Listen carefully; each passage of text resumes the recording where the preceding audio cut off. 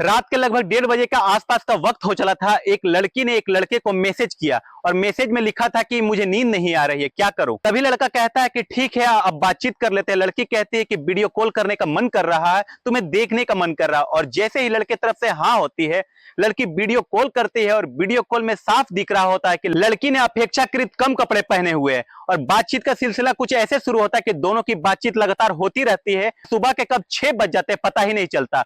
लड़का दिन निकलते ही अपनी ऑफिस जाने के लिए कुछ देर में तैयार हो जाता है। ये कोई पहला मामला नहीं होता जो कि इस लड़की से बातचीत होती है। इनका जब मन करता था तब बहुत सारी खूब सारी बातें किया करते थे। और उस लड़की के लिए ये कोई पहला ऐसा लड़का नहीं था, बल्कि लगभग 21 लड़के से वो ऐसे ही जब मन चाहा तो बात कर लिया करती थी। जब इंटेलिजेंस डिपार्टमेंट को ये बात पता चलती है तो उस लड़की को खोजने की कोशिश करते हैं, लेकिन लड़की तो मिल नहीं पाती। लड़का आखिरकार मिल जाता है। लड़का मिलने के बाद जब घटनाक्रम का खुलासा होता है तो वो वाकई अपने आप में बड़ा हैरान और परेशान करने वाला होता है। आदाब, नमस्कार, सत श्री अकाल। मैं मनोज यादव, मेरा अभिवादन स्वीकार करें। आज की जो सच्ची घटना मैं आपको सुनाने जा रहा हूँ, यह सच्ची घटना राजस्थान प्रदेश का एक जिला है बीकानेर, और बीकानेर का ही एक इलाका लगता है खाजूवाला, और उसका ही गांव होता है आनंदगढ़। दरअसल ये जो इलाका होता है वो पाकिस्तान और हिंदुस्तान के बॉर्डर का इलाका होता है। और यहीं पर एक जगह लगती है बज्जू, और बज्जू में एक बाइक कंपनी है, और बाइक कंपनी में कुछ लोग पहुंचते हैं। अभी 2 दिन पहले लगभग 30 अक्टूबर 2023 के आसपास का ये वाकया होता है, जब कुछ ऑफिसर, कुछ लोग पहुंचते हैं और वहां पर जाने के बाद आवाज लगाते हैं कि क्या यहाँ पर नरेंद्र कुमार नाम का कोई लड़का काम करता है, जो कि आनंदगढ़ का रहने वाला है। और तुरंत ही उस मैकेनिक का हाथ खड़ा होता है और कहता है कि साहब मैं हूँ। और नरेंद्र कुमार से जैसे ही बातचीत करते हैं और बातचीत करने के बाद उसे अपनी गाड़ी पर बिठाते हैं, और पूरी कंपनी में हड़कंप मच जाता है आखिरकार कि कौन लोग थे जो उसे बुला करके लेकर के जाते हैं, क्या बातचीत करेंगे क्या नहीं करेंगे, इस तरीके की बातें होती है। और अगले ही दिन ये मामला जो होता है सोशल मीडिया पर, अखबारों पर, इलेक्ट्रॉनिक मीडिया के माध्यम से पूरे टेलीविजन पर प्रकाशित कर दी जाती है। तो लोगों को ये यकीन नहीं हो रहा था कि नरेंद्र कुमार ऐसा कैसे कर सकता है। दरअसल नरेंद्र कुमार जांच में बताता है कि लगभग 2 साल पहले, यानी कि साल 2021 का ये मामला होता है। पूनम बाजवा नाम की लड़की होती है जो कि अपने आप को भटिंडा के रहने वाली बताती है, जो कि बीएसएफ में डाटा एंट्री की काम करती है। और उसके पास जब उस लड़की का यानी कि फ्रेंड रिक्वेस्ट आता है तो नरेंद्र कुमार उसको एक्सेप्ट कर लेता है वो लड़का। और एक्सेप्ट करने के बाद इन दोनों के पहले तो चैटिंग के थ्रू बातचीत होती थी, और बातचीत होने के बाद दोनों एक दूसरे के साथ फोटो का भी आदान प्रदान कर लिया करते थे। दोस्ती हो जाती है, और दोस्ती कुछ ज्यादा ही गहरी हो जाती है। लड़का अपने प्यार का इजहार कर बैठता है, उधर लड़की भी अपने प्यार का इजहार कर बैठती है।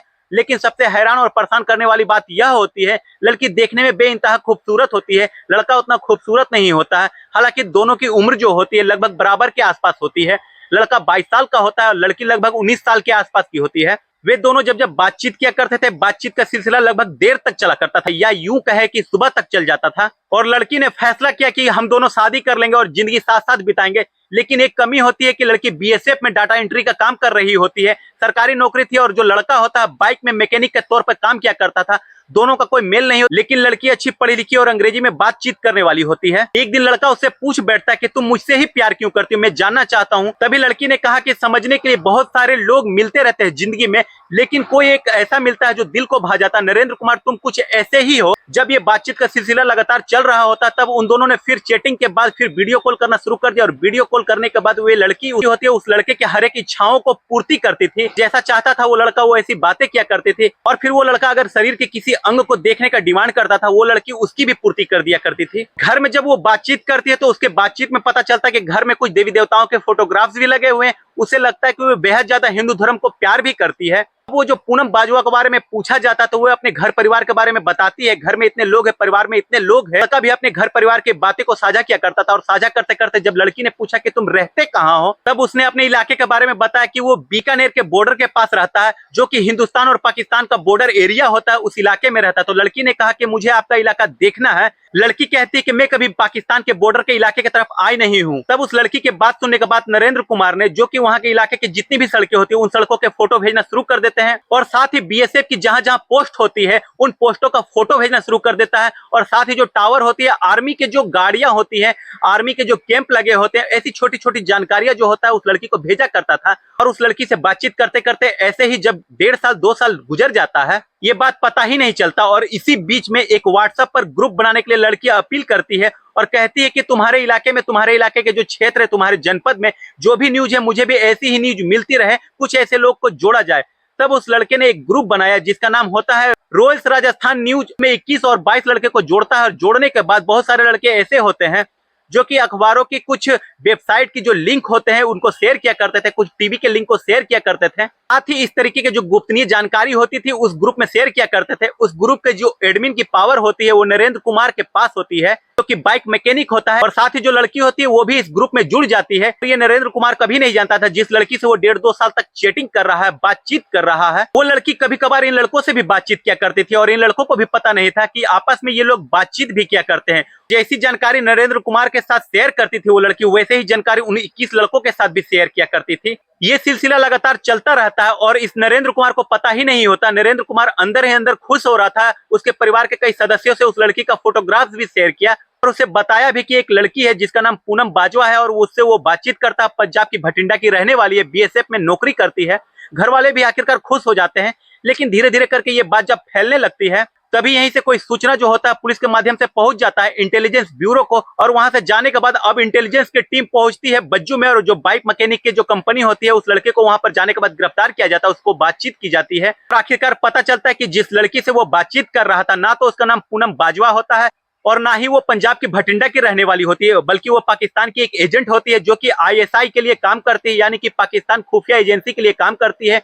और आखिरकार उस लड़की ने अपनी जानकारियां कलेक्ट करने के लिए, अपने देश को जानकारियां देने के लिए उस लड़के से गद्दारी कराने के लिए, न जाने कितनी ऐसी जानकारियां होती है, कितनी ऐसी चीजें होती हैं जो उसको हासिल करने के लिए 1.5-2 साल के अंदर कोशिश करती है। और कई लड़कों से जब बातचीत करती थी तो ये बात जब लीक होती है, इंटेलिजेंस को पता चलती है, तो इंटेलिजेंस के भी होश पाकता हो जाते हैं कि आखिरकार उस लड़की ने एक साधारण से व्यक्ति को, जो कि इस तरीके से लड़कियां होती है जो कि सैनिकों को अपना निशाना बनाती है, जो कि सुरक्षा एजेंसी से जुड़े अधिकारियों को, बड़े अधिकारियों को अपना निशाना बनाती है, रेलवे से जुड़े बड़े अधिकारियों को अपना निशाना बनाती है, वैज्ञानिक साइंटिस्ट हो, फिर बॉर्डर इलाके के ऐसे मासूम लोग रह रहे हो, उसने भी एक ऐसे ही मैकेनिक को निशाना बनाने के बाद बहुत सारी जानकारियां इकट्ठा कर ली। और आखिरकार जब ये बात नरेंद्र कुमार को पता चलती है तो नरेंद्र कुमार को आभास बिल्कुल नहीं होता है। और आखिरकार जो वो इतने समय से इस लड़की से बातचीत कर रहा है, बल्कि वो इंडियन नहीं है बल्कि वो पाकिस्तानी लड़की होती है, एक जासूस होती है। नरेंद्र कुमार को बहुत ज्यादा पछतावा होता है क्योंकि उसने बहुत सारी ऐसी जानकारियां होती है, खुफिया जानकारियां होती है जो लड़की से शेयर कर चुका होता है। पुलिस आखिरकार नरेंद्र कुमार को गिरफ्तार कर लेती है। साथ ही कुछ और जो लड़के हैं उनसे भी बातचीत का सिलसिला जारी है। इसमें कितने दोषी निकलेंगे कितने नहीं निकलेंगे ये तो खैर जांच के बाद ही पता चल सकेगा। लेकिन अतिरिक्त महानिदेशक जो कि एक इंटरव्यू में बयान देते हैं, एस सेंगाथिर जिनका नाम होता है, वो सोशल मीडिया पर बाकायदा अपील करते हैं और अपील करने के बाद ये युवाओं से खासकर अपील करते हैं और कहते हैं कि इस तरीके से किसी भी फेसबुक से या फिर अन्य किसी सोशल साइट से आपके पास कुछ भी रिक्वेस्ट आती है या फिर दोस्ती करने की बातचीत आती है तो आप बिल्कुल सोच समझ करके उससे बातचीत करें। कोई भी ऐसी जानकारी साझा ना करें जिससे कि देश के खिलाफ जाए। अगर ऐसा हुआ तो आपके खिलाफ देश चला जाएगा और आपके खिलाफ कड़ी से कड़ी कार्रवाई होगी। नरेंद्र कुमार की अभी जांच जारी है और उसने कितने अपराध किए ये तो जांच के बाद ही पता चल सकेगा। और ये खबर सोशल मीडिया के अलग अलग प्लेटफॉर्मों पर तैरती है तो फिर लोगों को यकीन नहीं हो रहा था कि कोई इंसान को किस तरीके से बेवकूफ बनाया जा सकता है। दोस्तों, इस पूरी घटनाक्रम को सुनाने का उद्देश्य किसी को हताश, परेशान, निराश करना नहीं है, बल्कि आपको जागरूक, सतर्क, सजग करना।